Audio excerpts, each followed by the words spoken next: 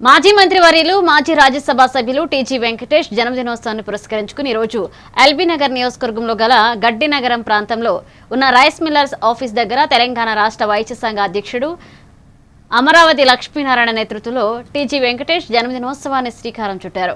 ఈ సందర్భంగా అన్నదానంతో పాటుగా మహిళలకు చీరల పంపిణీ చేశారు. అనంతరం ఆయన మాట్లాడుతూ మాజీ మంత్రి మాజీ రాజ్యసభ సభ్యుడు టీజీ వెంకటేష్ జన్మదినోత్సవం జరుపుకుంటున్నందుకు చాలా సంతోషంగా ఉందని, ఆయన బడుగు బలహీన వర్గాలకు ఆశాజ్యోతిగా నిలుస్తారని, ఆయన జన్మదినోత్సవాన్ని కర్నూలులో గల్లీ గల్లీ వేలాది మంది అత్యంత ఘనంగా చేస్తారని, ఆ విధంగా ప్రజల గుండెల్లో ఆయన నిలిచిపోయారని, ఆయన యొక్క పుట్టినరోజే కాకుండా మరెన్నో పుట్టినరోజులు జరుపుకోవాలని పేర్కొన్నారు. ఈ కార్యక్రమంలో రంగారెడ్డి జిల్లా ఆర్యవైశ్య సంఘ ప్రధాన కార్యదర్శి కిరణ్ కుమార్, మాజీ political chairman Chintala Kumar Gupta, Hyderabad Rangareddy rice మిల్లర్ల అధ్యక్షుడు ప్రొద్దుటూరి రవీందర్, వాసవి సేవాదాల అధ్యక్షుడు Mahesh Gupta, media committee chairman Srinivasarao, Saroor Nagar మండల అధ్యక్షుడు పద్మరాము తదితర ప్రముఖులు పాల్గొన్నారు.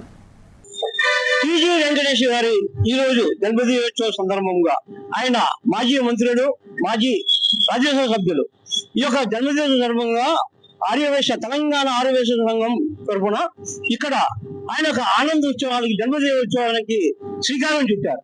అది ఏమిటో వారి మాటల్లోనే మనం విందాం. టీజీ వెంకటేష్ గారు అంటే రెండు రాష్ట్రాల్లో కూడా తెలియని వాళ్ళు లేదు. వారి జన్మదిన సందర్భంగా మరి వాస్తవంగా అయితే కర్నూలు వెళ్లాల్సింది అందరం కూడా, కానీ ఎవరిని కూడా రిస్ట్రిక్షన్ పెట్టి అక్కడ చాలా కార్యక్రమాలు వాళ్ళు ఎన్నో పెళ్లిళ్ళు చేస్తారు వాళ్ళు అక్కడ.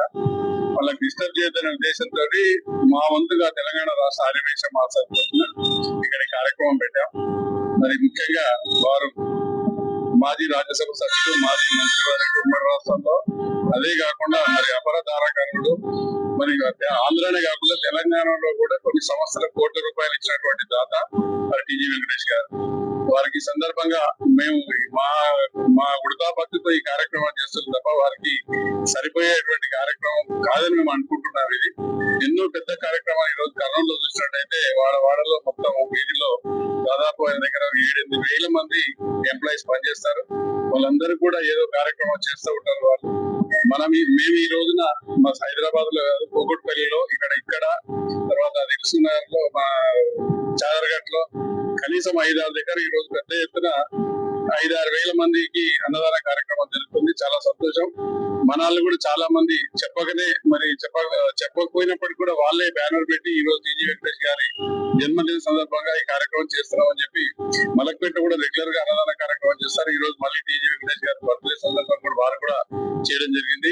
వారందరూ కూడా నేను తెలంగాణ ఆర్యవైశ్య మహాసభలో ధన్యవాదాలు తెలియజేస్తా ఉన్నాను.